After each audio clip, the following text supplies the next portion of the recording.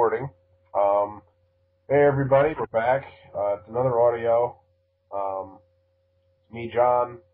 It's my good friend Dan from Child. What's up? Oh, yo, Earl. What's up? So, we were doing an audio last time about the TNA roster and just our thoughts on the people going up and down the list. And this is going to be a continuation of that. So we're just going to kind of hop right into it. And I guess you can consider it part two. All we did was break it up for length of time's sake. Yeah, I'm guessing it'll end up being a three-parter, just based on how the first half went. A three-parter, how the first half went. That's great. That's the Kostaki Athens education coming out. Oh, man. So, hey now, I come from an educated university. I come out here in front of all this white trash. I got to dumb myself down. Thank you, Scott Steiner. Yep. What the university? Moments in these things. It's always good to quote the past. It makes everything more enjoyable. I think we're going to start with D'Angelo Dinero. We're going to do things a little bit different this time. And I know that you're probably asking me, well, what the hell are you talking about? Because we didn't discuss this. But I'm gonna let you go first this time because I would like to play devil's advocate to the stuff that you have to say about these guys. So go right ahead. You can start.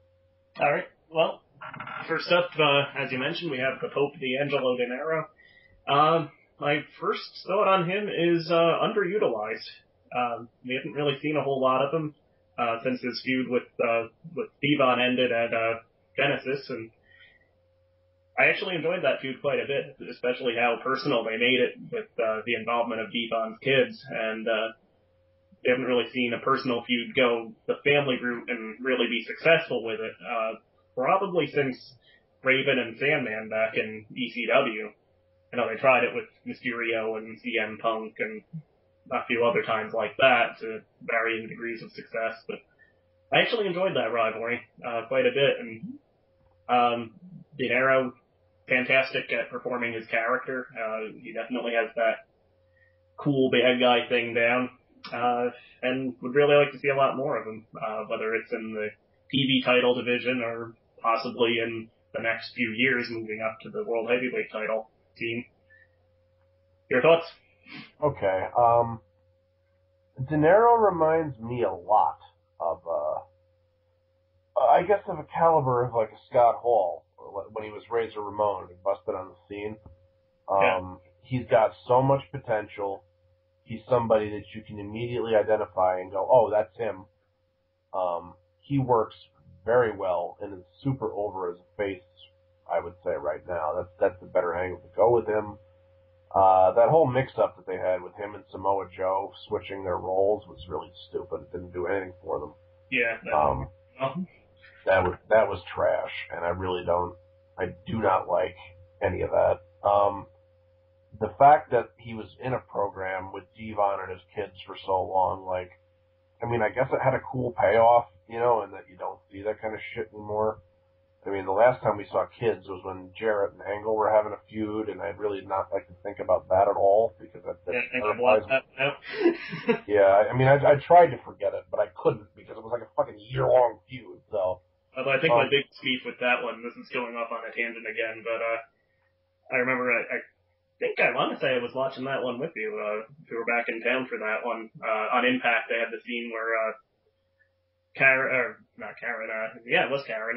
and Angle were at dinner at a restaurant with a fireplace in the background.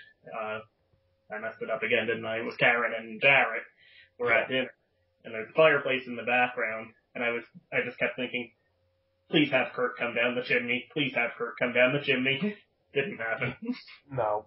That would have just made the whole scene, I think. Yeah, and sometimes it's okay to be over the top and comical with wrestling, like when it's been, forced down your throat for so long. But yeah, getting back to Pope, because yeah, how do we get on that? Anyway, go on. Pope definitely is somebody that deserves to be talked about. This guy could be a fucking world champ right now if they would have used him right. If they would have used him and consistently featured him on TV, I think.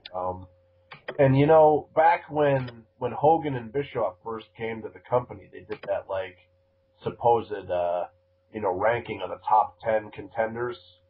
Remember that? Yeah. And Pope was on there, and he did really well. And then, you know, the likes of the Kurt Angles and the Mr. Andersons and the other ex-WWE guys kind of rose to the top of that, and, you know, it became kind of shitty. There was a lot of politics, I think, involved with that, and, shit, if I remember correctly, Matt Morgan was on that list at one point in time. You know, I think if you continue being the counterculture to the WWE that really hasn't built any new champions over the last 6 years, you know, and I'm not saying that they haven't built any new champions, but that whole mindset that it's the Breakfast Club, you know, with WWE, and that you're not going to see anything other than a Randy Orton or a John Cena or a Triple H in the main event. I mean, well, technically, really, we haven't. So, you know, and TNA is providing us with guys like, you know, Bobby Roode, James Storm, you know, and I think that throwing a Pope up in there would really legitimize the fact that they are trying like hell to get these younger guys some time and, you know, some prominent featuring. So, you know, it's good for the company. It really helps breathe life into something that, you know, has been stagnant for a while. You know, like, and not to say that people like Kurt Angle don't deserve to be, you know, a heavyweight champion, but, like, you know, for how long? How long do we do this main event mafia shit until, you know, and hold guys down for their spots? I mean, that's a Kevin Nash fucking routine to book yourself on top, you know? He learned that clicker shit back in WWF, you know? It was like, me and Sean are going to be on top, and everybody else can eat shit and like the taste of it kind of thing, so... Of course, remember who did finally get to break Goldberg's winning streak? Yeah, it was Kevin Nash, of course. Was with a little help from his friends and a cattle prod. I mean, who knew? But Pope could really do so many things for that company. You can put him in a tag team. People love him. You could give him a singles run. You know, he could be the television champ. And I think that would be a great way to bring him back, would be to have him win that title on Robbie E. and hold it for a little bit until they can figure out what they're doing with the main title scene, and figure out a long-term goal and a feud for him in order to launch him up into that caliber. I'd like to see D'Angelo De Niro in the next 2 years be the world champ, especially considering the fact that you don't see that many black world champions, and especially ones that can carry themselves like a D'Angelo De Niro or Elijah Burke in this case. Yeah, for some reason, it seems like TNA hasn't always really had a good idea of what to do with him, and I never really understood why that was, since he does have the in-ring ability and the potential to even improve past how he is now. Definitely has the charisma. And another thing I like about him, actually, is the Pope gimmick seems to work equally well as a face or a heel. So he has a lot going for him, and I don't know why TNA has really sort of struggled to find a place to put him. You mentioned that kind of aborted rivalry with Samoa Joe earlier, and that was just a great example. Them having basically two guys they had no idea what to do with, so they just threw them together and I guess hoped for the best. Will this spaghetti stick to the wall? No, it didn't. Alright, the next guy we're going to talk about, again, actually, with the Pope there in his most recent rivalry, Devon. Devon Dudley. Go ahead, Dan. Alright, yep, I'm up first this time, aren't I? Yes. Yeah, Devon, or as I like to remember him, Reverend Devon. I kind of like him in the role he's in now as kind of a mid-level veteran babyface. I don't think he'll really rise higher than that as a single, and probably in large part, even though he had that one great line, "Testify, my brother," he definitely doesn't have the charisma that Bully Ray has. But yeah, definitely a good guy for an up-and-comer like Pope to go against to kind of bring themselves back into relevance, or for younger guys coming up to beat to rise higher. I always think of figures like that as being gatekeepers. Good word. Where again, it's a well-established name. It's somebody who people turn on the TV and see him and will know just by sight who he is. And again, you want to keep somebody like that looking strong, so have him pick up wins, and even if he's going against a heel like Pope, have him win the rivalry in the end, but definitely leading up to that, have the heel get the better of him more often than not, as they did with Pope. And it's a good way, again, to get other workers over. So I see that as a good role for him. Basically what he's doing now, or what he was doing the last time we saw him. Like Pope, I actually don't think we've seen him since Genesis. Yeah. That's true. Back to me. D-Von is a guy that I really loved, years and years back. Yeah. And I'm still a fan of. He's kept my interest.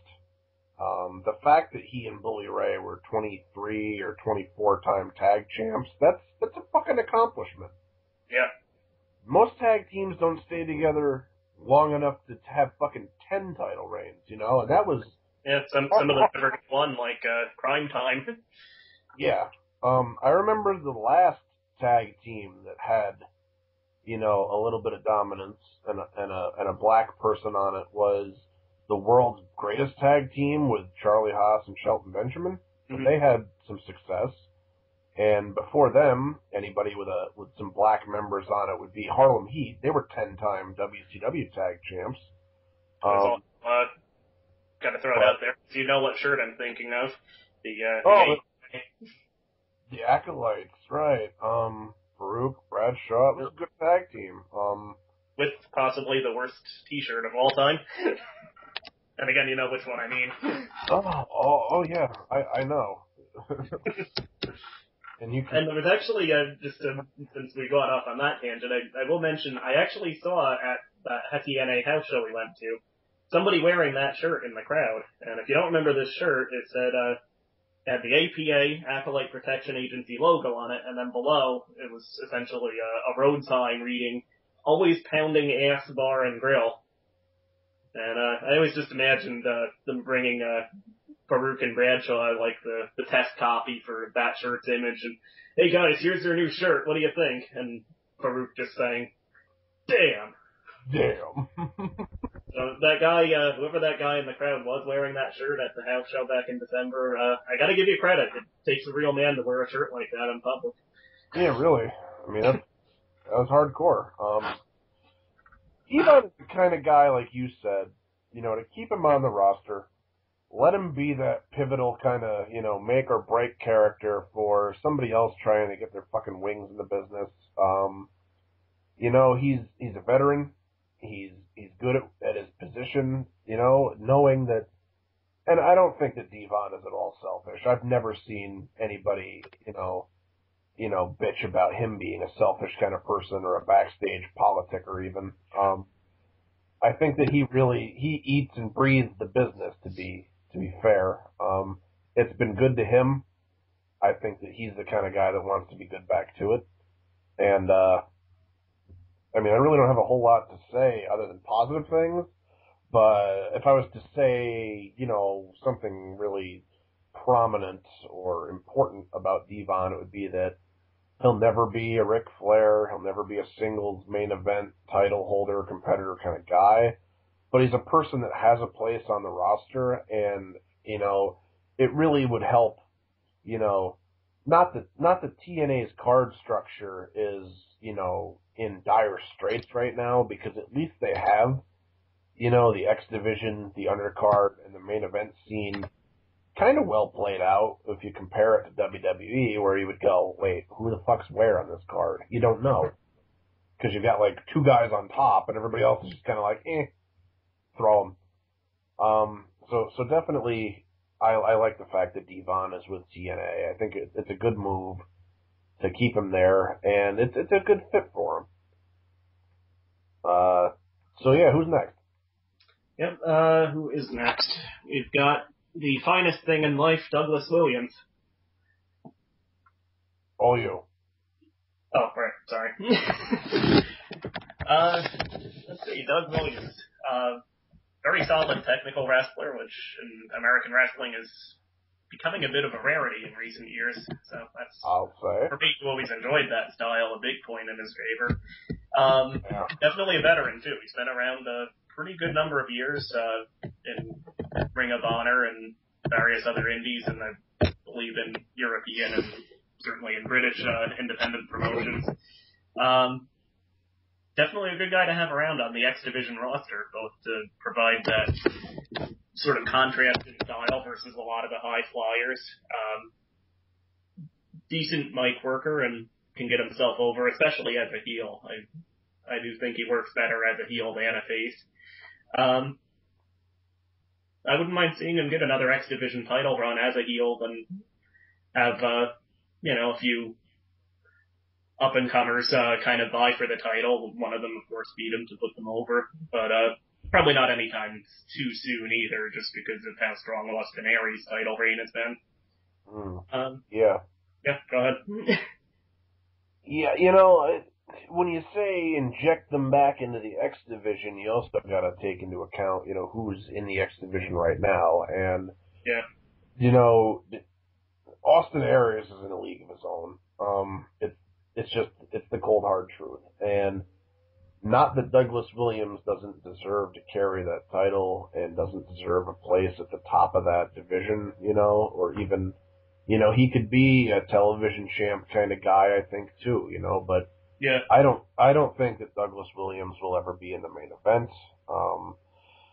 Not that he doesn't deserve it, not that he doesn't work his ass off, not that he isn't, crafty enough, whatever, but just because, it doesn't seem like it's his niche. Some people get into wrestling wanting to be the best, wanting to be Hulk Hogan, wanting to be on top, and then they find out that they're actually better suited to be like a Santino, or they fill a different niche, like an intercontinental thing, Yeah, this is actually something we've been discussing quite a bit, obviously outside of videos too, recently. There's the old adage that if you're not here to be world champion, you shouldn't be here. And I'd say getting into the business, that should be your main goal, certainly. But along the way, a lot of people, I think, will find that they fit better somewhere else on the card or somewhere else in the industry than the main event scene. And I recall reading one of Bobby the Brain Heenan, my all-time favorite person in wrestling's books. And as I recall, it was a few years ago now that I read it, but he was talking about how his dream originally getting into the business as a wrestler was, of course, to ultimately be the main event champion. But one of the things for him was that he didn't like working out and realized that he would never be able to keep himself in sort of that superstar ring shape, and realized that he was a better talker than an in-ring performer anyway. So he decided that being a manager was a much better position for him, and that's where he found himself, being one of the all-time greats in that field. I think the all-time great. And imagine if that hadn't have been open for him, how much less impactful that wrestling would have been in the late 80s and in the early 90s. And even when he went to WCW as a commodity and was an announcer for them with his great lines, after having worked with people like Gorilla Monsoon on commentary and shit like that, if he never would have been given that opportunity, if he would have just been driven off because he was, not physically fucking fit or whatever, and been denied that spot, like, wrestling would never have been the same.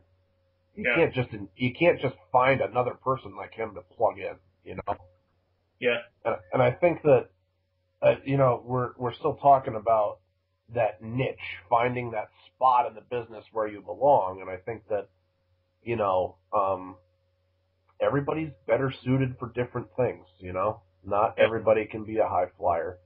Not everybody can be that jack of all trades. Not everybody can be that monster Batista type baby face kind of character. You know, not everybody is going to be a Rock or a Stone Cold or a Hulk Hogan. You know, not everybody can pull off, you know, talking with supreme intensity like Macho Man did.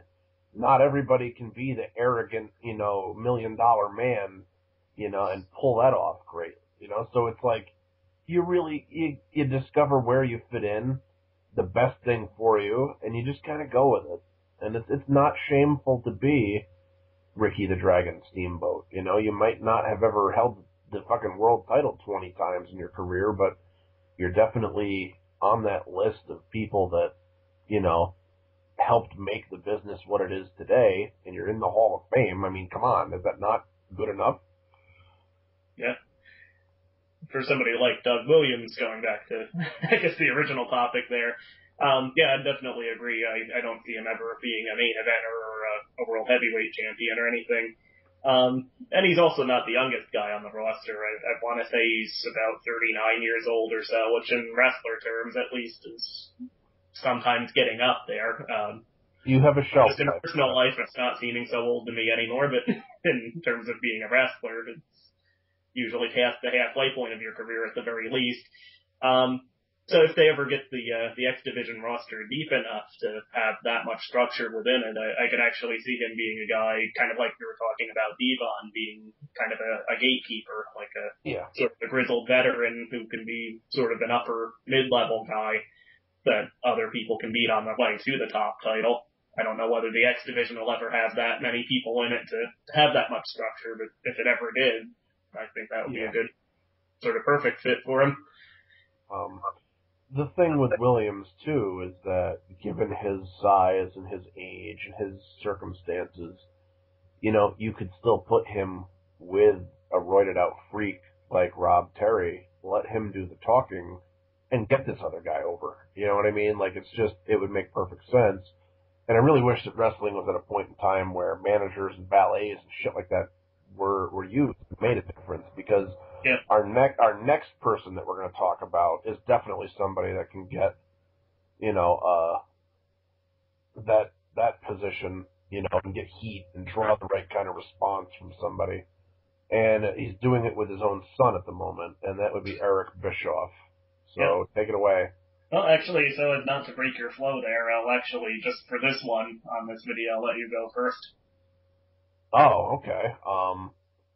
So we all know that Bischoff, you know, was one of the reasons that WCW became a big competitor to the WWF, and Bischoff is the reason that we had an awesome thing like the NWO. You know, so many memories of me owning every fucking shirt they ever made. You know, but it made me invested in the product. It made me fucking take notice. It made me want to, you know, share that with other people, because I was proud of being a fan because of the things that Bischoff did for the business. Now, not to say that he was without fault, not to say that he was God's gift to wrestling, but he gave it a new approach, and he was one of those guys that found his niche. He was very good at, I mean, like, he's one of the better people I've heard on commentary, to be honest. He reminds me of a guy like a Vince McMahon. He knew what to say, when to say it, how to get people over. Now, do I want to see him on television in the 1 hour main event every week? No. Did I like how they used him with Immortal? Not really. Did it become obnoxious? Yes. Was that originally the intent? Yes. Did it go on for far too long? Yes. So, I mean, but Bischoff is a guy that has taken bumps. You know, he's done a lot of things to further the business along. He even went to WWE, and that gave them, you know, a lot of the fans following him from WCW that maybe weren't convinced that it was a good idea for them to switch over to the other company. You know, like people that had. You got to remember that a lot of the WCW fans were good old Southern boys that were just territory guys, you know, and the WWF fans were more of us, you know, up north kind of guys that were, you know, grew up on it. You know, if you didn't see WWF when you were a kid, it might have been kind of hard to get into it and stay into it, with this Attitude Era that came along. So I'd like to thank Bischoff for issuing in the competition that happened, and I think that, to use him in the role that you're doing now, it's good. It's good for business. It's nice to see his son getting over, I think that that's pretty cool, to be honest. If I was in my position to get my own kid over in the business, I would take a fucking chair shot every week if that's what it took. I don't have any kids, mind you, but that of anyway. Yeah, I mean, there could be 3 or 4 Johanskis running around out there somewhere, and I wouldn't know. But I enjoy Eric Bischoff in the moderation that I get to see him on TV when it's not all about him. And I think that he's a very good asset for that company. And I think that the people that really get on his fucking ass about running things in the back, or all of the ideas funneling through him and Hogan, they kind of need to remember that him and Hogan are on-air personalities, and they don't control all of the shit in the back. There's still other people that work in that company. It's not just those two calling the shots. So I'd say for what they were hired for, they've done plenty to make TNA, better. And and they've made them question the business model, at the same time and say, well, what are we going to do differently? So I like him. I think he should stick around. Yeah, definitely. Yeah, not too much to add there, but yeah, definitely. See what happens when I get talking is I get going for 10 fucking minutes and then... Well, I let you go first. That's my own fault. But yeah, definitely, I think an asset, like you said, in moderation on air. At this point, he's been around long enough that I don't necessarily need to see him on TV every hour or even every week for that matter. But, yeah. Definitely fantastic talker, can get people over. And behind the scenes, of course, he does have his own production company and media contacts, and I think definitely backstage too, an asset for TNA to have. They probably don't want to put him in charge of the checkbook like WCW did, but, yeah, definitely on and off air, I think a good person to have around. It's not to say that we kiss Eric Bischoff's ass, is he my favorite person in the world? No. But does he have a lot to offer that company? You're damn right he does. Yeah. So, E. Who's next? Well, the other Eric. Eli. Oh. Well, it's all you then, because, I stole your thunder. Well, Eric Young, what we were talking about earlier with Doug Williams, about people finding a niche or a place for them in the crowd, definitely applies to Eli, based on his size, and I guess overall lack of superstar look, although he actually, I think has bulked up a little bit in recent months. But definitely somebody I don't see ever rising to the main event or winning the world title or anything like that. But at some point along the way, I think he realized he was a funny SOB and really went all out with that. And God bless him. I enjoy his antics every week, and I think the act probably will eventually run a bit stale, as I think Santino might be starting to on WWE. But for now, yeah, I can't complain about Eric Young and his epic beard. Wrestling thrives on a lot of different things. And the comedy aspect of wrestling is always going to be there. They used to do it with midgets back in the day. They have guys like, Eric Young go out there and God bless him for selling everything like a pro, just for being such a great sport about it, and I'm sure he's happy to get work and to be on television and feed himself, but, when you think about it, he did that shit with Scott Baio, come on. Is that really what you really thought about when you said, I'm going to get into professional wrestling? All right, well, we're going to put this television title on you, and you're actually going to fight people that used to be on television. What? But Eric Young sells he puts his heart into everything that he does. Like, he's done so many gimmicks, and he's been so funny. And even when he had a serious gimmick, he was selling it good. Like, remember when he was part of, like, the new NWO Wolfpack? I mean, like, he bought into it. The World Elite, which I actually think he was pretty underrated in that role as the heel stable leader. I think he did that quite well, too. He's got a lot of utility. Now, you're right. Do I ever think that he's going to be the world champion? Well, fuck, you never know. I mean, they did put it on David Arquette, so anything's possible. But, yeah, yes, I went there. So, if you want to turn the audio off at this exact moment, you're more than welcome to, if that offended you. But that's your history lesson for today, kids. And, you know, make sure to drink your milk. Eric Young is a funny son of a bitch. You are absolutely right. I love how he's locking up with the ref.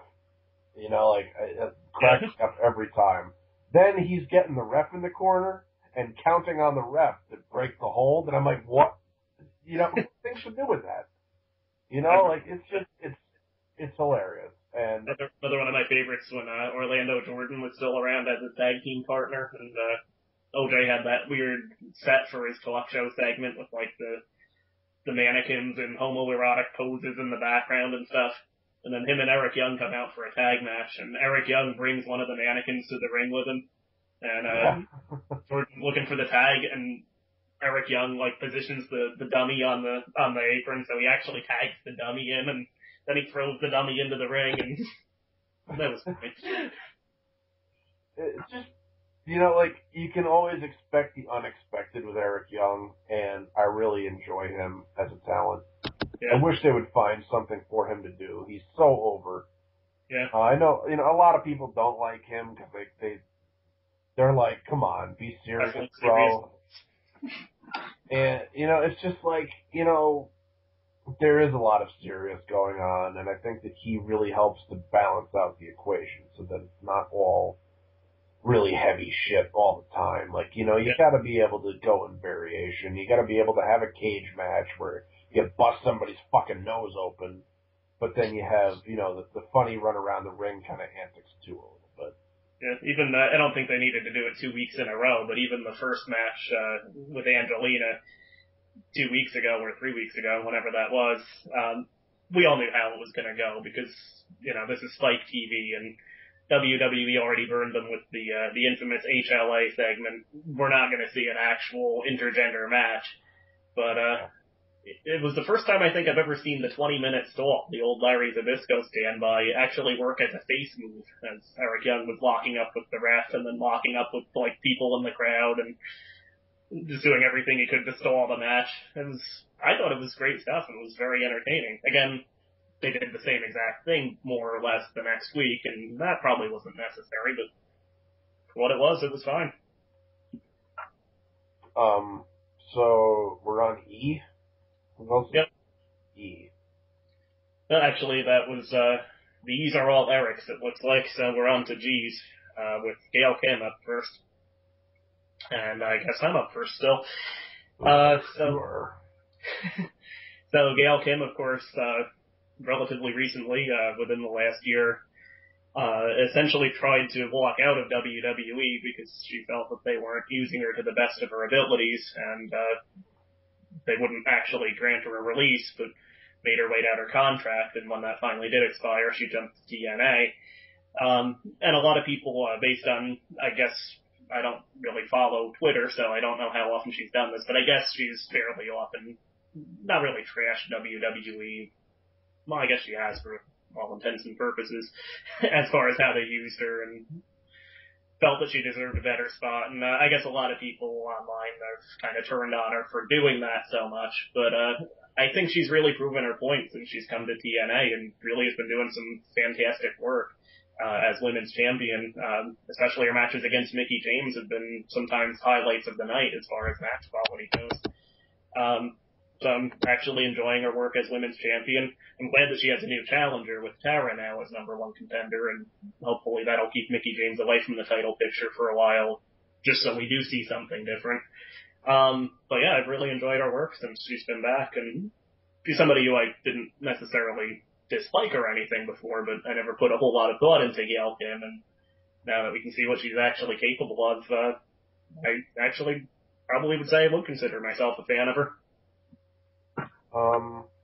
Well, I mean, the only thing that I'm going to add to that, I guess, would be that seeing her and Mickey live was really cool. Yeah. You know, it felt like an actual match, and it's a lot better than what the WWE has been giving us lately. Even with people like Beth Phoenix that you know can wrestle, like, they still don't let her do it. So, you know, if Gail Kim wants to be a competitor and wants to be a women's wrestler, then she's in the right company. And I think it was smart to go there. You know, you take a name, you know, you've been on the WWE programming, you've held she held the title, right? In her first run, yes, not the more recent run in WWE, but she actually won the women's title at the time, not the Divas title, but the women's title in her first WWE match. Oh. That was, again, 6-7 years ago? Yeah, I know that she's been around for a few years, so I didn't remember. But I knew she won a title. I didn't remember which one it was. You know, but you take a commodity like that, somebody that has recognition, you bring them back to TNA, and it was the better fit. I don't blame her for going back. I don't blame her for bashing WWE Creative, to be honest, because sometimes they need to be told they have their head up their ass. And yeah, it's about all I have to say for that. I mean, she's a really good worker. And plus she does have the history in TNA too. She was actually the first Knockouts champion there, so I say good to have her back.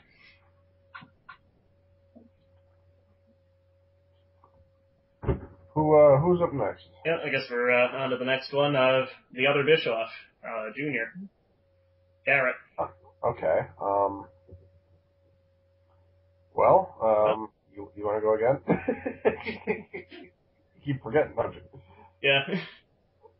I don't know. I'll let you go first on this one. Well, I mean, I'm the father, so. So the way I see it is, you know, he's a likable enough kind of guy. I always thought that when he was, you know, Jackson James or whatever the hell they were calling him, like, that we were going to see a lot more of him. Now come to find out that he wanted to be a wrestler and all this. I mean, it's one of those heartwarming kind of stories, I guess. You know, this is something that the kids can kind of get into also, you know, like people that have dreams and whatnot. Unlike people like me that have had all of them shattered at this point. You know, he's like your everyman trying to go out there and prove himself against adversity. And, you know, people can get behind that. I think it's a good idea. I think that, you know, to overcome his own father who has this villainous, you know, persona, yeah, I think that it's good for him. I don't want to see him, you know, forced down our throat. I think that with moderation after this kind of debut, that he could work himself around and, you know, get better and whatnot. I don't know if he'll ever be a world champion or not, but, you know, give him the benefit of the doubt. I think that he might surprise us yet. You know, he seems to be working pretty hard. He's in really good shape, to be honest. I don't know if he's the biggest guy, but, you know, if you got Hulk Hogan training you, chances are that you're either going to roid up or you're just going to gain mass because, you know, Hogan loves to work out. And I think that, you know, Hogan could at least tell him some stuff of what he's done in the past so that Garrett can decide whether this is for him or not. You know, it's not going to be like and I don't think Bischoff, you know, Eric would let him get into this if he didn't think that he was serious about it. And, you know, like, I would like to believe that Garrett's got enough respect for the business that his father, you know, essentially raised him into to do the right thing, you know, and not to be like the politic guy backstage and all that. But we'll just have to see. Yeah, of course everybody immediately makes the comparison to, say, Eric Watts or even Greg Gagne and points out that Garrett wouldn't be where he was if his father wasn't who he was, and I think that's probably true in this case. But Yeah, he seems to have at least some potential to grow and possibly become a good in-ring worker, so I'll give him the benefit of the doubt. But like you said, I think moderation is the key. They don't want to over-push him to the point of forcing him down the fans' throats. And even say last week when when they basically had 2 segments to reveal who his mystery trainer was, they could have done that in 1 segment easily and, again, gotten around the feeling that it's being forced on us. So yeah, I can't really comment too much on his in-ring abilities, both because of how new he is and we haven't seen him in that many matches. I guess the big nitpick I have with him really is his ring gear, or lack thereof. He's basically wrestling in, from what I recall, dress pants and a belt, and, you know, for somebody whose whole gimmick is about, you know, dreaming to be a wrestler, I think he should get, you know, some real ring gear to go with that. But I guess some real gear for a real dream. Not too far off. I mean, if Andre the Giant could wear a singlet, I think that, you know, you can put on some tights or something, kid. Just whatever. Yeah. You know, maybe you can't pull off pants with streamers on them like, you know, Savage had, but, you know, do whatever you gotta do. Yeah. Who are we on now? Last of the G's, actually Garrett's, one of Garrett's nemesis, Gunner. And, I guess I'll comment first. Actually, I kind of dig Gunner's work so far. He has fairly solid in-ring abilities, and he, if not mic skills, he certainly has an intensity and a presence, and I think he'll be around. I don't know that he'll be a world champion. I won't say he won't either at some point in the future. It won't be anytime soon, but, again, he has the look, the presence. Again, I think his ring skills can only improve from where they are now, and I enjoy his current position, being kind of a hired gun for Eric Bischoff, and I have to say I actually love Ric Flair's role as his manager. We'll probably talk more about that when we get to Flair down the line, but I think that's a great way to get this younger guy over, is by having Flair in his corner and putting over how he's the future or whatever they have Flair saying about him that particular week. When they debuted him as part of that really pointless team of Gunner and Murphy, I was like, this is never going to go anywhere. But he broke out away from that. I believe he's held the TV title, am I right? Yes. Okay. Yep. That might be a good idea to get him back into that, you know, especially with a guy like Flair in his corner. Like, not only would that elevate that title to put it on somebody that had Flair in their corner and could go on a big winning streak and whatnot, but I think it would also do a lot for Gunners to be featured on TV every week and have something to do.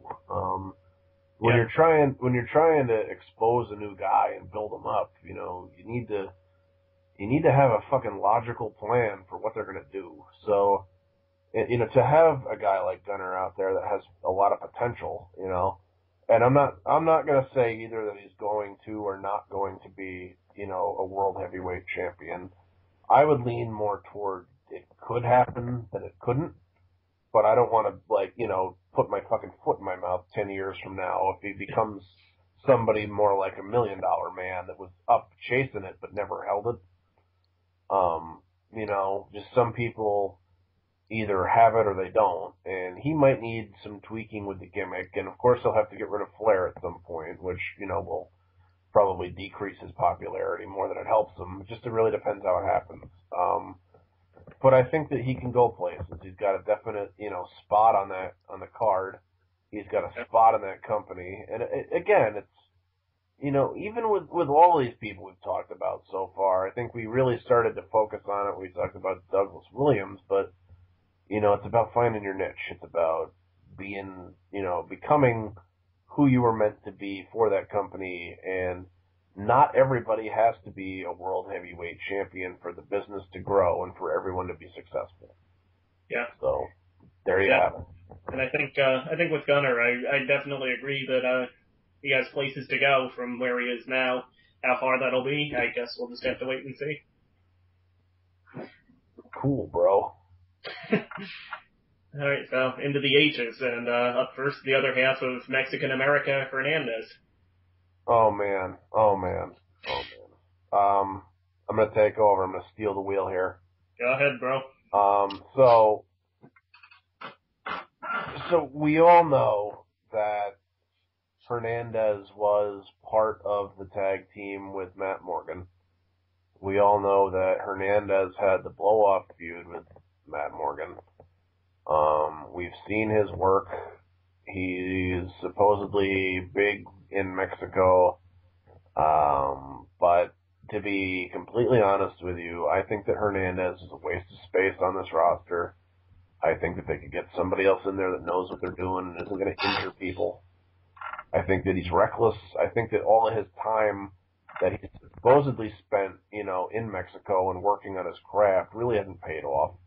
He doesn't seem like he's there, to me, for any more reason than to make a fucking paycheck. I think he's terrible on the microphone. I think that in every match that he's ever in, somebody else has had to carry him. I know that he's got a big man kind of look, but, when you're going up against a guy like Matt Morgan, who has a big man look also and does it better, it really doesn't do anything to your advantage for you to not be on the same level as him. And when you're very limited, and a lot of your angle, for coming back and getting over was the fact that Matt Morgan had to kick you in the fucking head up against a steel pole, I don't think that speaks well for your future with the company. I would get rid of Hernandez. I'm not really a big fan. It has nothing to do with the fact that he's Latin American or that I make any comparison between him and the Guerreros. It's not that I'm complaining that I've seen this before. It's that whole philosophy that some people are born to do great things and other people are just there for a check. And I feel like he's somebody that's just kind of like hanging on, and you can cut the fat with him. What do you think? Gotta agree. I think Hernandez is a guy that they, at one point in the not too distant past, thought was going to be a big breakout star, which I think was what the feud with Matt Morgan was designed to do, to get Hernandez over. But I think at this point they've realized, especially with his carelessness in the ring and injuring, or at least nearly injuring, several people, the one that sticks in my mind was that really nasty landing Doug Williams took on a border to us, which thankfully he wasn't injured on, but it definitely didn't look. I think the experiment's over on that one, and probably time to cut their losses. So, yeah, that's what you said, but I agree. The faster they pull the plug on this one, the better. So that's my philosophy on it. That's not going to change. If you're somebody that wants to defend Hernandez, if you're a big fan, if for whatever reason you think that I'm incorrect, if you don't agree with Dan, put a comment down below in the box. Let's see what kind of conversation we can have here. Not to, try to instigate. I'm curious as to what other people would think, and if anybody out there actually is a fan of this guy, why? What appeals to you? Yeah. H. Is there anybody besides Hogan? No. Holster's next. Oh, wow. Okay. That was almost too easy. Go ahead. Yeah. Well, just overall, I mean, what can you say about Hulk Hogan that hasn't been said a million times already? So I guess the best thing to do would be to focus on just his current role in TNA and just what he's done since he's come to that company. I think that it's another case of moderation being key. Hogan, just based on sheer name recognition alone, is definitely a huge asset, but they can't make the whole company about him either. I would have him there as, a figurehead, even an authority figure type character, but have relatively little airtime. That would be a big deal when he does show up, but don't have him on air every week or anything like that. And have his role really be what it should be, to help get other newer people over in some way. I guess that's sort of what Sting is doing in his authority figure role now, and I think that would be the best way for Hogan to be used. Whether Hogan's ego will allow it. Who knows? But that's my 2 cents anyway. Oh God, Hogan. It's weird to see somebody that you followed from diapers, still at it. Yeah. To think that, you and I are going to be 30, pretty soon here, that speaks volumes of itself. When I was 3 years old, Hogan had already been in the business for a while, and, Yeah. he was a heel at that point. Let's see, I think that TNA did the right thing in bringing him in. A lot of people might shit on the decision or be like, oh, it's been 2010 and 2011 were horrible years for TNA and whatever. But I have to say that, ever since Hogan came to TNA, I sure as fuck see a lot more people talking about it. So if nothing else, it did the right thing to get the word out. So, kudos to Hulkster for going to a company that really wasn't on the map, terribly seriously, and for doing whatever he can to make it seem more relevant, it's not always the popular opinion, and for guys like Angle even that had to go do that, kudos to you for not being an asswipe about it, for just doing the right thing, because there's other people out there besides the guys that work with WWE, I mean, sure, everybody knows Hogan's fucking, the most notorious self-promoter there is, but, I mean, the show's not about him anymore, ever since fucking Vince Russo stopped writing as the head of, creative or whatever, so, I think that Hogan's always going to have a place in our hearts and in the business. I think that being Garrett Bischoff's trainer might be a little bit much, for a guy that you've never heard of before. I would have put him in somebody else's corner, to be honest, but, it's just that, Hulk Hogan is such a legendary name that why would you not want to have him on your roster, on your TV show, show up at pay-per-views? Like, how is that going to hurt anything? Sure, it's going to be like a shitload of money per appearance, but you don't think that people won't pay out of their ass to see Hulk Hogan? I mean, come on. You're obviously not, you must be smoking something like Jeff Hardy is, because, Hogan he's a legend. He's nothing but that. Hulk Hogan is professional wrestling. I don't give a shit what anybody else thinks about that statement, but to me, that's entirely true. Like, he did so much for this business that, maybe the business at this point owes him a little bit of a paycheck, because he helped put it on the fucking map. Without Hulk Hogan, we wouldn't have professional wrestling right now, I don't think. In everybody's home. I'd say at least not as it is now. It might still be, well, maybe it wouldn't be in the territory system still. I guess Vince McMahon would have seen to that, but it definitely wouldn't have had the prominence it rose to in the late 80s and early 90s, and rose to again in the late 90s. I guess one of the bad things about the wrestling scene now is that we don't have, that I can see really anybody that fills that Hulk Hogan role that can really put wrestling on that mainstream map once again. I know WWE tries with Cena, but yeah, good luck with that. I just see anybody that will become that much of a cultural icon out in and out of the wrestling business like Hogan did back in the 80s and again in the 90s. And not to turn the whole audio into kissing his ass or anything, but, you think about it now, though, like, what can Hulk Hogan offer TNA? What can't he offer TNA? Think of just the name alone. When you think Hogan, you think professional wrestling. The fact that he's on your roster, to me, that would say, oh, well, this company is for real, and they're going to go places because, if they could have Hogan working for them, then by God, I mean, like, anybody would want to work there, because Hulk Hogan is the man. He's wrestling, and pair that up with the fact that Ric Flair is under that roof right now. mean, if I was really wanting to be a professional wrestler, I would rather go work for TNA if that was the case. Yeah. Shit. I mean, I don't know what else to say, really. Like, I think it's a great idea to have Hogan there. I think he's got a lot left to offer. I guess the one thing I will throw out there, just so this isn't, a Hogan love fest completely, whatever he does do in TNA, I really at this point don't want to see Hogan actually in the ring. It's just, I think it's past the point of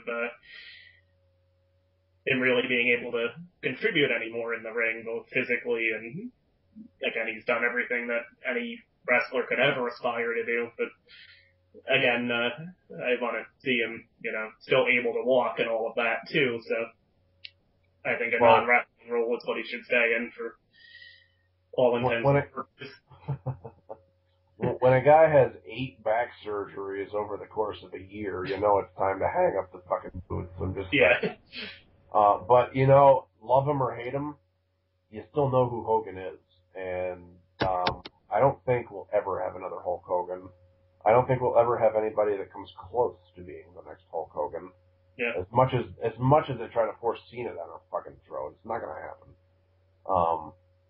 Hogan had a lot of great runs, and after his WWF stint, to come back and to do it all over again with WCW, reinvent himself as a bad guy, and take off with that whole fucking thing, that was incredible. And you will never see another superstar probably be able to do that, I don't think. I don't think that we're forgiving enough as fans now to allow that to happen. But yeah, alright, so we've been talking about Hulk Hogan for way too long. Who's next? Tennessee Cowboy, James Storm. I love this guy. Go ahead. Alright. Well, I gotta be honest, when Beer Money was still together, I loved the work as a tag team, but I always really saw Rude as the breakout star of the two of them. And I never really saw Storm as somebody who would rise to that next level as a single to the main event or the world title theme. And I was completely wrong. I think at this point now that we have seen the team break up, I think he's more than ready to be in that main event picture. And his mic work has really been phenomenal in the past few months. Again, great in-ring talent, only will get better. Still young. I think he's no older than 35, if even that. I don't think he's even that old. So I think we have a lot of great things to look forward to out of this guy. How long has he been? He's at 17 years, 13 years, something around there in the business? Is that right? Yeah, I don't remember what he said himself. He's been in TNA since just about the beginning. It was still during the weekly pay-per-view days that America's Most Wanted first debuted. And again, another kind of interesting point, when they were around, even TNA always seemed to see Chris Harris as the breakout star of that tag team, and even did try to push him into the main event level. And it's just kind of interesting how that worked out, and really how Storm has stepped up his game to the point that he has really become, I think, a breath of fresh air in the main event scene, and really has risen to the challenge of getting to that next level. So, you would see this guy as essentially one of the faces that carries TNA into the next decade, right? I'd say so, yeah. Okay, yeah, because I mean, I would never say anything to the contrary of that right now. I think that James Storm has a lot of fight, a lot of life, and a lot of good things left in him. He's got a bright future ahead of him. I can't get enough of this guy on my television. Like you said, with Robert Roode, he had probably the better look. You would think he would definitely be the bigger baby face of the group, he should get behind, and you would think that naturally Storm would be kind of more of the heel, but the way that they've kind of reversed the roles, it's really kind of made you do a double take. You're like, oh wow, they're both such great workers, that it's hard to say who is better at this point, I really do enjoy a lot of what James Storm is doing, and I think that I think that breaking up Beer Money was really the right decision, even if it hurt their tag division. Look at what it's done to re-energize their main event, and Yeah. look at how successful they're going to be over the next 2 to 3 year period by having guys like this in their main events already, whereas WWE, they're still, who did WWE inject into their main event this last year? Miz? Okay. Sheamus, I guess, came back, as a face, but he was already a champ, so who was new? Yeah. Nobody. Nobody. For real. So, they're gonna have to build up guys like Wade Barrett. They're gonna have to build up guys like, maybe Cody Rhodes eventually, but who else do they really have? I see, the James Storms and the Robert Roods and even guys like Pope that you could throw in there, and they're gonna be awesome to carry TNA, through the next couple of years, even through the next, 5 to 6, until you find that next guy that you can put the company on their back, I think that that's very important. So I think that, James Storm, as much as he's benefiting from being the right guy in the right place at the right time, I think that it couldn't happen to a nicer guy. So go for it. This is really his time to shine, and he's doing just that. And one of the kind of interesting things, I think, is coming out of Bound for Glory, where Angle beat Rude when, by all logical sense, Rude should have won that match. It's kind of interesting how that actually did give them the opportunity to storm into that world title feed, too, by having him get the quick win over Angle, win the title first, thus furthering his heel turn. And essentially they got not one but two new main eventers who were more than up to that level themselves in their title theme. And I'm really looking forward to their rivalry. I hope that the Storm and Rude have a long run as a feud, and I think that'll be, maybe one of the rivalries that'll really help TNA grow in the next couple of years. I think it'll be one of their best rivalries they've had of all time in their history of that company, to be honest. And I'm not just saying that because it's one that I'm paying attention to now and can't necessarily go back and remember one from further back or anything, but I really feel like this is something that carries a lot of momentum for them. And, when you think about, I should just leave it at that because we're going to run out of time if I keep going. So we've said a lot about them. Yeah, I think it might actually end up turning into a 4-parter at this point. Who knows, man? We've got a lot to say. That's cool. Yeah. It surprises you sometimes how these things come together because you get talking and you're like, oh shit, I've been talking for 5 minutes, Yeah. But really, when you're a big fan like we are, you have a lot to say about these guys because you see them every fucking week of your life. Yeah, I'm figuring probably we should go through maybe the end of the case for this one, and then maybe start a new part after that. Oh, really? Because I was thinking of cutting it off here in a little bit. We could just go through the J's then. That works. Okay, cool. Who's next? There's just 3 J's left, and 2 of them are Jeff's. So, oh God. Take your pick. You want Hardy or Tyrant first? Well, I don't think I'm going to be kind to either one, so to me it doesn't matter. I'll make the decision for you, and I will let you go first because I know you're going to have a lot to say. So, Hardy. Jeff Hardy. Matt Hardy is my favorite wrestler. So when we went to the TNA Live event, I was such an asshole to Jeff Hardy. Literally, I had all the kids and their parents turning around looking at me because I was very inappropriate, and I was such a hard ass on him. I brought up Victory Road. I told Bobby Roode, I said, it's okay to superplex him. He likes to get high. I was just an asswipe. I think when Dana said there's a champion you can rely on. Yeah. It was. And of course, the Matt Hardy was my favorite. That's the one that really got you heel heat. Oh, dude, it was phenomenal. I had such a good time ripping into this clown. Does Jeff Hardy have a place in professional wrestling?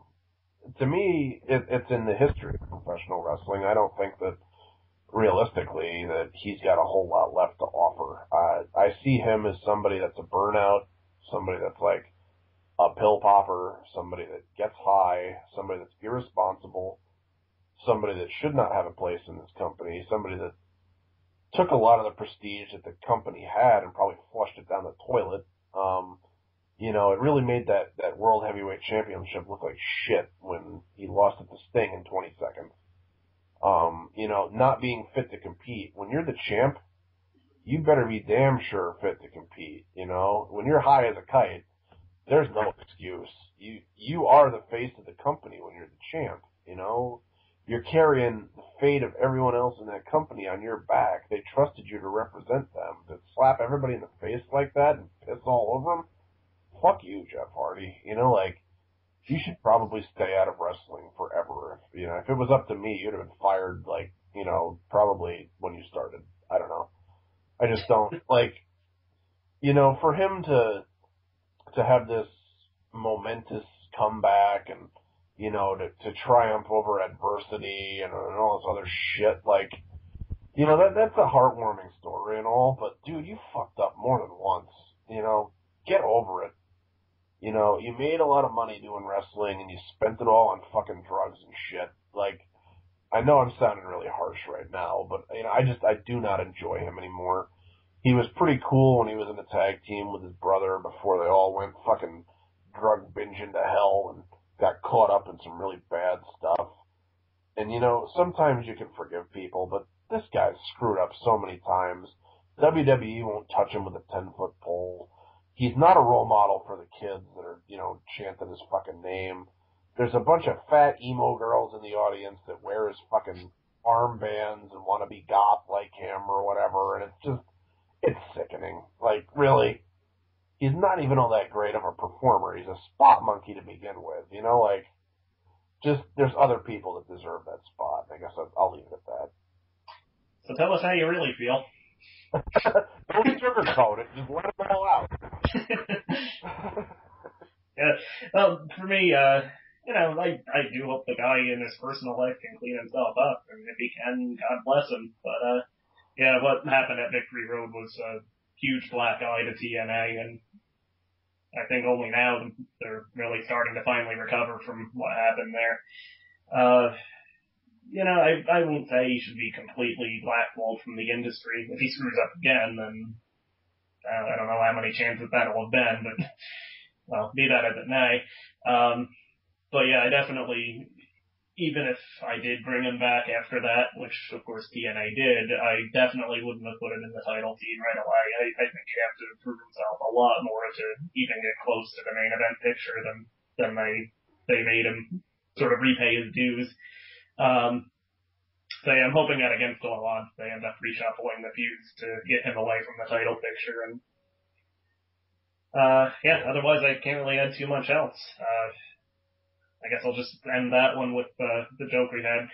For some reason at the house show, a lot of people seem to, I don't know if they got lost backstage, like Spinal Tap or what, but for several entrances at the house show, they would start playing whoever was coming out next music, and there was like a fairly long delay, like 45 seconds to a minute and a half before they actually came out. And,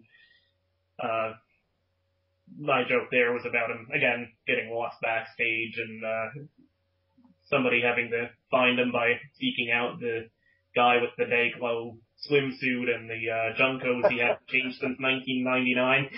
Oh, man. Yeah, man. I don't know. I can't really add too much else on that one. Since you got a pretty good rant in on him. Grown fucking men don't wear skater jeans. I have to say, if they were still available, I wouldn't mind wearing them at least at home. Those things were comfortable. But, Junko seems to have disappeared. How wrestling that shit? How? I don't know. So, Jarrett's next, huh? Yeah. Well, you tear him apart then, because, I mean... I don't know. Jeff Jarrett, for better or worse, he is one of the founders of the company, so, going through the list of the roster, I guess I can't tear him apart all that much, but, as a main eventer, I never really was a fan of him. He always, even in WCW, when he got his first real run at the world title with seemed like he basically caught that spot because they didn't have anybody else in WCW at the time to run with it. So yeah, I always saw him as, you know, a mid-level to upper mid-level guy at best, and I think really found his way to the main event scene by either, again, being in the right place at the right time or by founding his own company.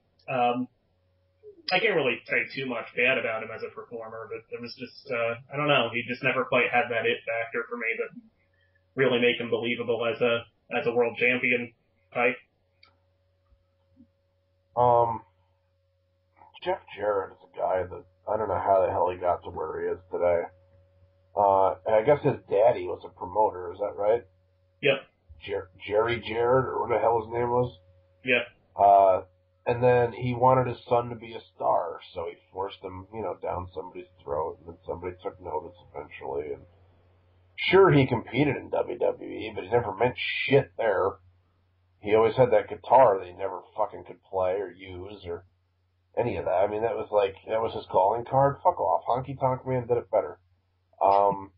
You know, like, if you're gonna talk about, you know, how he got pushed to the top, you know, him and fucking Vince Russo were trading anal, and, you know, it just so happened that when one had a job, the other one had a spot. So, you know, it was like backdoor politics right there. When he formed his own company, look, he hired Russo, so Russo's the guy that likes to have people in feuds, but then he's the same guy that puts them in a fucking, you know, New York City zip code, you know, phone book on a pole match or some shit, and it's like, it doesn't make any sense.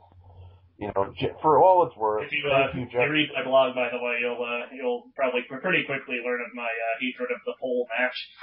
So, yeah. Anyway.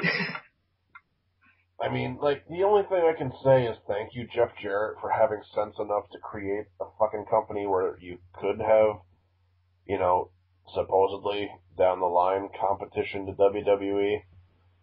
Thank you for giving, you know, a place where other people could compete, but at the same time, like, why are you going to use yourself in a position to hold other people down? You know, like, sure, it's your company and you want it to succeed, but don't you think that, like, you could have been putting other people over and building them up on the way up the fucking card instead of driving them off and never letting them go anywhere? Like, you know, you're one of those guys that thinks you're a lot better than you actually were, and I don't like him. So that's how I feel. Are we done with the Jays right now, or? One more, but it'll be a fast one, I think. Jesse Sorensen. Okay. Well, you go ahead. Okay. Definitely, I think we'll have to grow a personality before he climbs any higher up the ladder. As far as his ring work goes, I can't really say too much bad. The moves that he does do are always, from what I've seen, crisp and clean, and I haven't seen him do any botches, or at least any real noticeable botches or anything. And I think he's only like 22 or 23 years old, so definitely has a lot of room to grow in ability. But, yeah, again, the almost complete lack of charisma that he's shown so far, I think, will be holding him back. So I think he's the classic case of a guy who needs a manager. Yeah, again, that's about all I have to say there. I was just gonna say the thing about the manager, and I'm glad you brought it up, because I hate to always say the same fucking thing over and over again, like this guy needs a mouthpiece and all that, but yeah. You know, when we went to the live event, he was one of the guys there, and he got either a very negative reaction or no reaction most of the time, and he was supposed to be interesting because he was actually the only face in the match. He was against Aries and Kid Cash. Precisely, and the fact that Aries is getting more face heat than a Jesse Sorensen, that's disturbing to me. When Aries is supposed to be the definite heel in the match, and Kid Cash is kind of like the tweener character, you know? Yeah. Like, come on. You know, when Kid Cash and Sorensen had their little threatening pose down at the end of the match and gave each other the finger and then punched each other and shit, like, what did that do for him? If he's supposed to be the baby face, why is he giving somebody the middle finger? It makes no sense. Like, you're just gonna copy what everyone else is doing around you? even his fucking gimmick with the football is a ripoff from Alex Riley's Varsity Villain thing. Like, who are you I and think what are you you're going to do forgetting with Mark Jindrak, evil basketball player, aren't you? Well, yeah, but I mean, just in the amount of time that we saw A-Rai, become kind of popular, and then all of a sudden there was a Jesse Sorensen with a fucking varsity letter jacket on. Go fuck yourself. Like, it felt like the same stupid shit over again. Like, I'd rather watch Dolph Ziggler in the Spirit Squad than watch Jesse Sorensen, Like, it's just... Not to say that Jesse Sorensen is a terrible wrestler, because he's not. It was a great match that they had at the live event. He's been in matches on television that have entertained me. It's just that I feel like when it comes to personality, like, he's a fucking Marty Jannetty. Like, he really needs maybe a strong partner to help him get over or something. Yeah, like either a partner or a manager or something like that. Yeah, somebody to help him out, somebody to talk for him, somebody to get him spots. Maybe being a baby face isn't his calling in life. Maybe he should rethink that character. I don't know, but yeah, even if he's stuck with the varsity football look, which he really hasn't done anything to play up. He just comes out with the jacket and the football, but he doesn't really play up that that's his character really. But I mean, that would work just as a heel, if not better. Have him be like, the high school jock that everybody wants to beat up and go from there. His place would probably be very fitting in a mid-card kind of thing, to establish other people as the guy that can beat him, but I don't ever see him amounting to a whole lot unless they really rework him, repackage him, and represent him. Yeah. Again, I think probably the biggest point in his favor is just how young he is, and, he could, as much as 5 years down the line, maybe surprise us then with a new gimmick and a new name, and who knows, but yeah, I'd agree for now, definitely not up to the sort of X Division main event level that they were kind of pushing him in for a while there. Oh yeah. Yeah, I'm not convinced that, we've seen anything real special out of this kid yet, so whatever. I mean, there's time to improve. Yeah. So that's the end of the Jays, right? Yep, that's the end of the Jays. All right. Well, we're gonna stop this one here because it's now after 7:00 at night, and I gotta use the bathroom. So, thanks everybody for listening. That's as good as reason as any, You gotta pee, you gotta pee. So, thanks again. We'll be back with the final part or whatever it's gonna be of this. Thanks for listening so far. Remember to check out the blog. And just take it easy. I'm hoping to have a new gimmick table up sometime this week. Aside from doing the weekly wrestling report, which is my main feature, which is not a full show report or anything. There's, I think, enough places online you can find, exactly what happens. It's usually just a few of my thoughts, a few paragraphs about what I think about what happens on each show, and I cover WWE, TNA, and Ring of Honor currently. But I also do, as sort of occasional features, some fantasy booking segments. One is Armchair Booker, where I sort of redo a particular storyline or rivalry or what have you from the past. I've done 3 of those so far. One about Sean O'Hare's Devil's Advocate character back in 2003, and what they could have done with that past what they did, which was essentially nothing.